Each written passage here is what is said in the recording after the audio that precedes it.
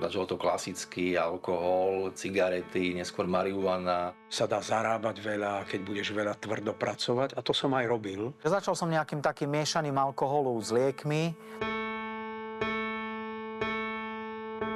Keď som vložil tých prvých 1000 korún, tu som vyhral 30 000, to ma tak napudilo. Som dokázala vypiť liter vodky, 2 litre vína, mne nič nebolo. Som sa dostala do takého štádia, že som si to fakt musela dávať stále. Závislosť je vybudovaný vzťah k niekomu alebo k niečomu, čo berie slobodu. Keď som si dával tú drogu, už manželku a deti som nevnímal.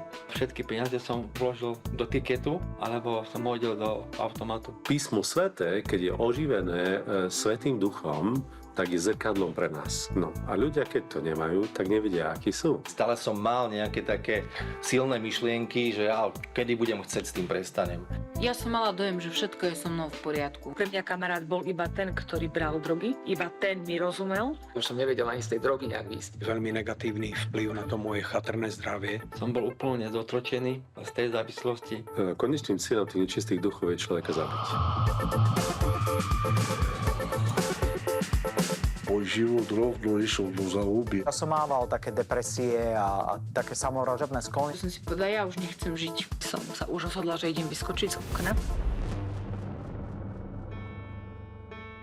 Ľudia potrebujú vedieť, kto je Boh, potrebujú bytostne vedieť, kto sú oni. A neuvedomoval som si, že som plný hriechu. No to vážne Ježiš žije, to vážne on ako vstal z mŕtvych a vážne mi odpustí všetko, čo som porobil.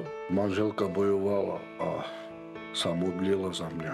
Človek sa potrebuje očisťovať, posvedcovať, tomu hovoríme, a naplňať Božou pravdou. Pozvali ma do spoločenstva kresťanského. Ako sa oni za mňa modlili, tak som vnímal, že stojím pred Ježišom Kristom a bolo to ďaleko reálnejšie ako tí fyzickí ľudia. Kto chce prijať Ježiša, ja som dala hneď ruku a modlila som sa vtedy modlitbu hriešnika. Také zvolanie k Bohu, že Bože, ja už nevládzem takto ďalej žiť, ja ťa potrebujem.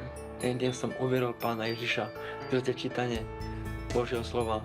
V takom prípade tá zmena je duchovného charakteru, ten duch prospieva, ovplyvní našu dušu, to ovplyvní naše telo a my nesieme dobré ovocie.